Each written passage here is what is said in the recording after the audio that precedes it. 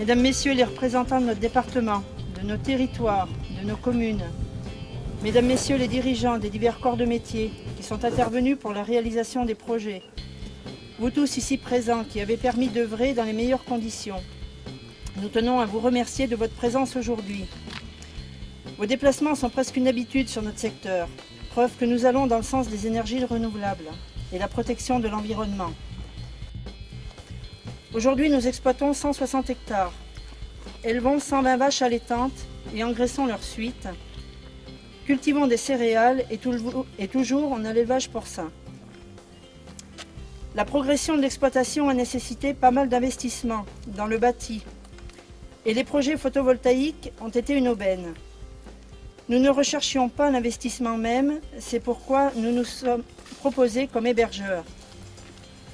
Le combat pour défendre ces projets a été difficile à mener, car nous avions affaire au départ à un promoteur.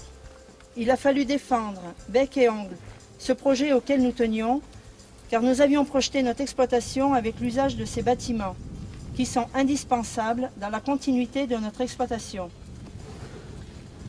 La réalisation de ce projet, ainsi que ceux de mes collègues et frères, 4 au total, a été possible en un temps record, grâce au défi que s'était lancé la société Le Triangle pour mener à bien les travaux.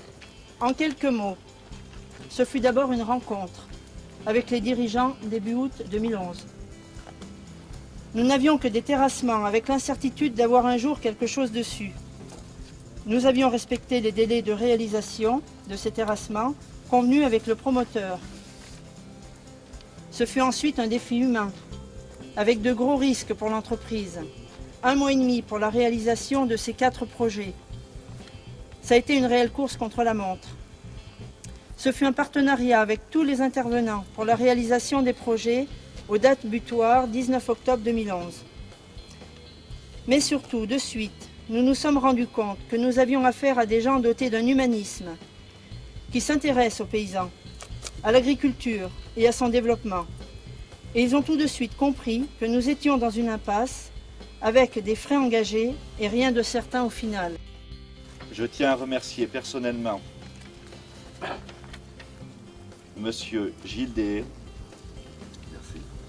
Monsieur Bruno Belloir, Il n'a pas pu être là parce qu'il y a un empêchement. Monsieur Didier Boitel, Sébastien, François, Philippe, ainsi que leurs collaborateurs qui ont réalisé et sauvé ces projets. Sans eux, nous serions restés avec nos grands terrassements, sans aucune construction. D'autant plus que ces projets étaient plus que nécessaires sur nos exploitations et correspondent vraiment à une agriculture moderne et dynamique. Comme vous pouvez le constater, ces bâtiments correspondent tout à fait aux besoins des éleveurs de nos régions de polyculture et s'intègrent tout à fait dans le paysage. Voilà.